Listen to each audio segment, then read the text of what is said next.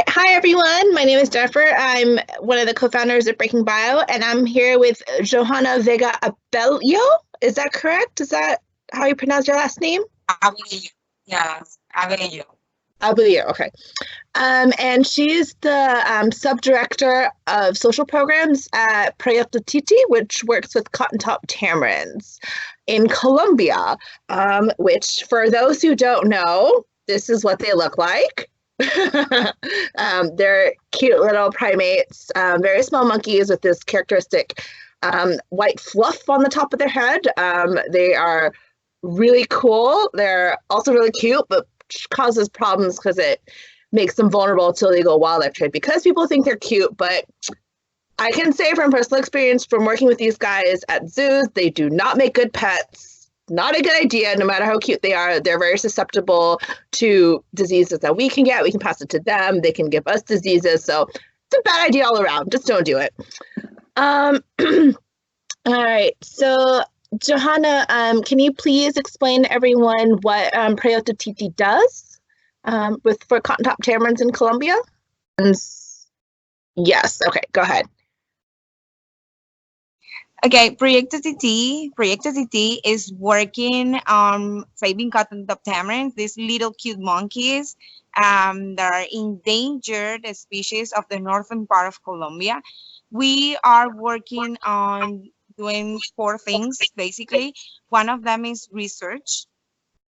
We do research and we go every day to the forest. We have 2 teams going every day there and doing a really good research. We have been studying these monkeys for 30 years. This is one thing. The other thing is we restore their habitat because the main threat for these cute little monkeys are the habitat loss. So we are trying to recover the habitat by building a forest for them. How we do this? We purchase land, cattle ranches, and we restore them, but also we set agreements with small farmers around a big national park so we can connect their land that is right now focused on cattle ranches. We want to change the way they work in their land, and we build together corridors in their land to connect these cattle ranches to the forest. And that's the way we restore. We're trying to restore and create more habitat for cotton-top tamarins. The other part of the project work with the social science and communities. So we work with communities to develop alternatives to create alternatives for gaining money, because people used to go to the forest, hunt cotton tops to sell them as pets, and also cutting down trees. So we want to change the way they gain money, and we create different kind of alternatives. The plush toys you show, these fluffy little cute guys, is one of the work we do with communities. These are made by artisans, 100% handmade, and they live close to the forest.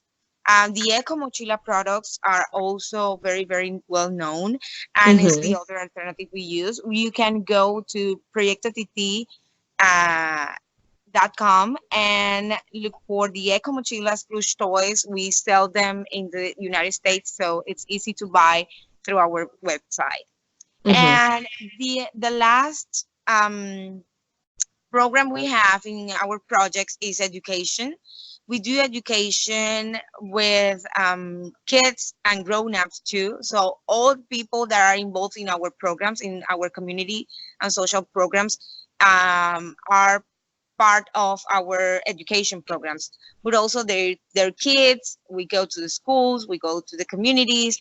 Our social program is also very well known, and I think it's the one of the things that highlight the Proyecto Titi.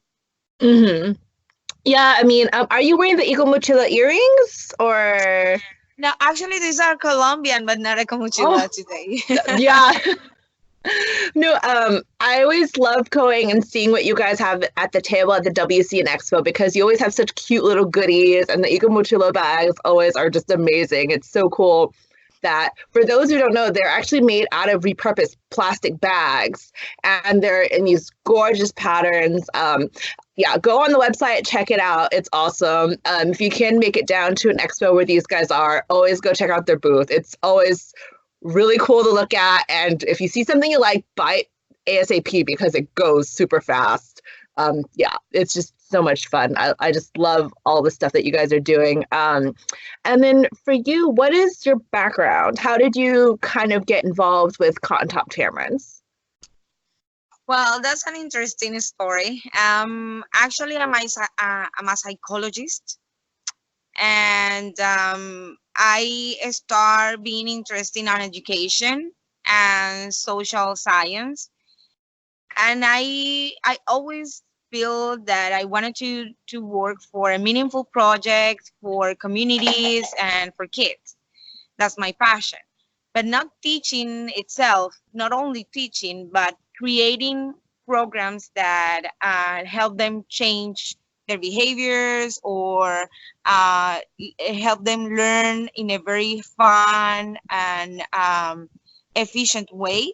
So I start working with museums, zoos, and through these works, I discovered Proyecto Titi, and I found that they needed somebody to start working with them to pilot testing one of their education programs they recent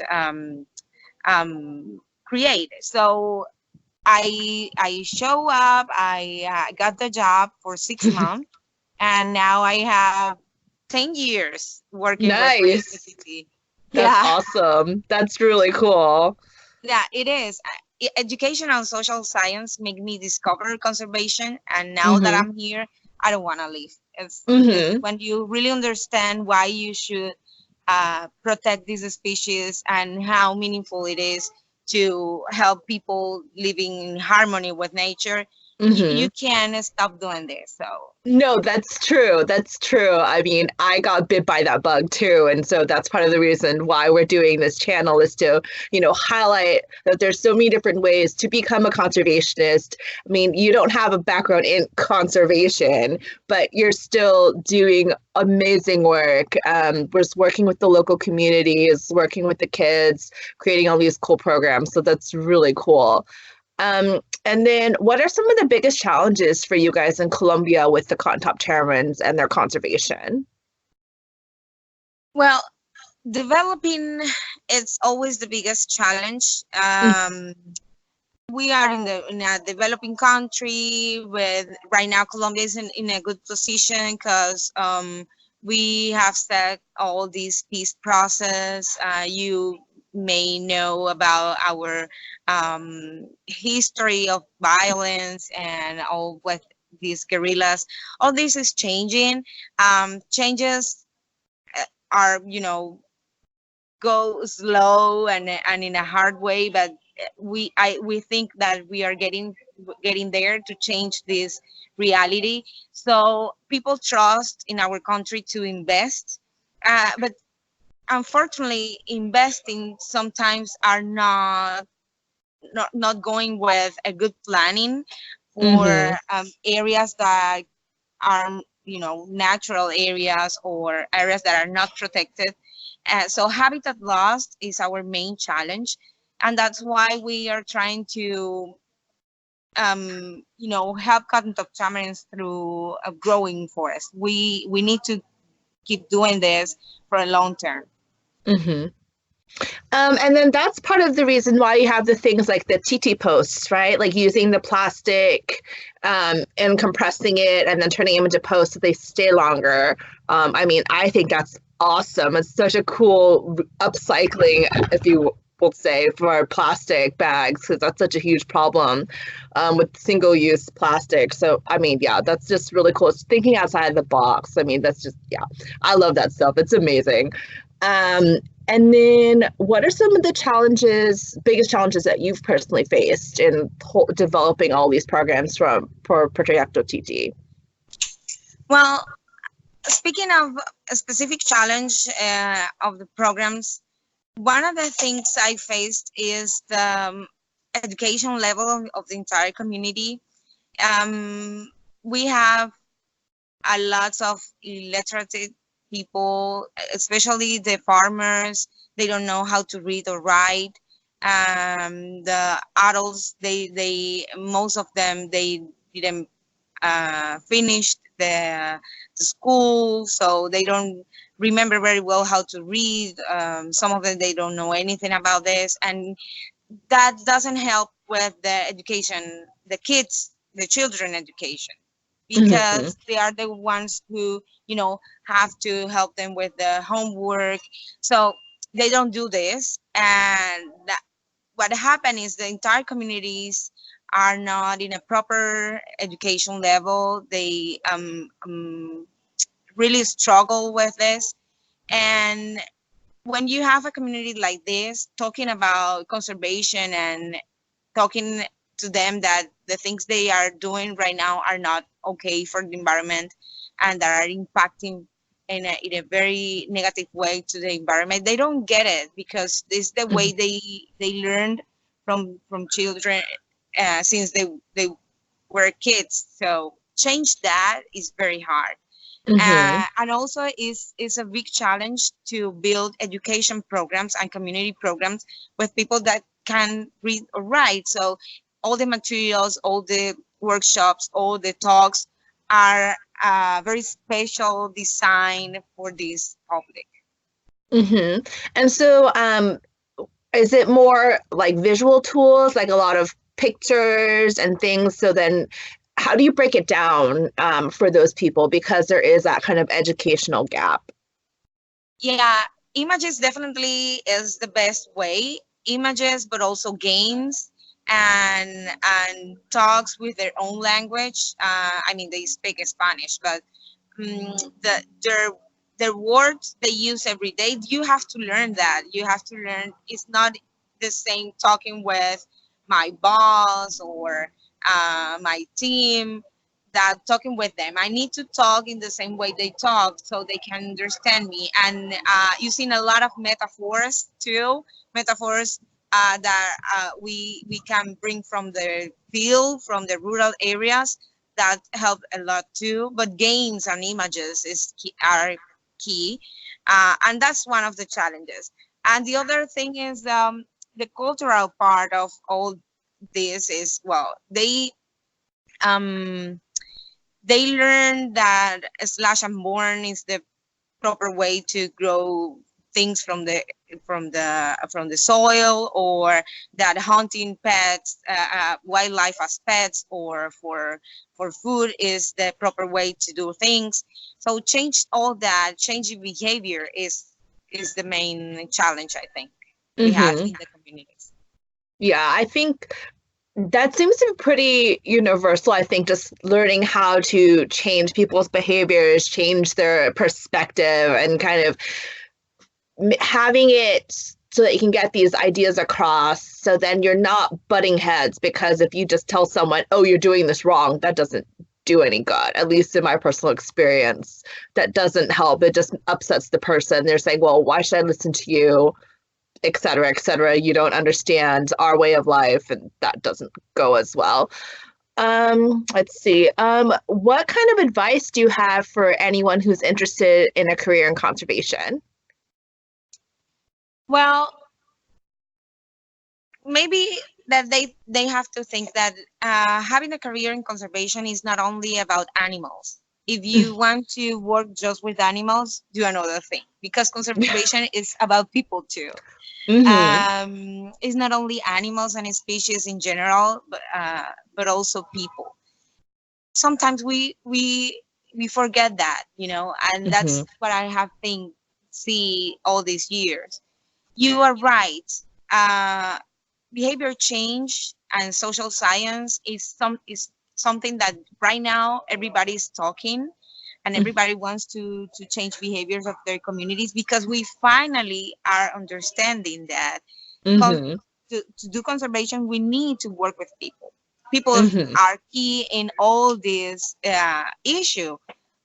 we start the issue and we need to finish. We need to deal with it. We need to help the environment to protect them and to conserve them. So working for conservation is working with animals and species in general, but also with people. So get interested in social science, do some research, read a lot of the about social science and people, and go deep in your communities and really understand the core of that culture, so you can help them to make changes. It's a really, yeah, exactly. That's something I found out too when I went overseas to Namibia for a while. I mean, same thing. That's exactly what I discovered. It's like you have to have that balance. It can't just be about the environment and the animals. You have to look at the people. So yeah, absolutely. I 100% agree with that. And then what's the coolest thing that you've done so far with Proyecto Titi?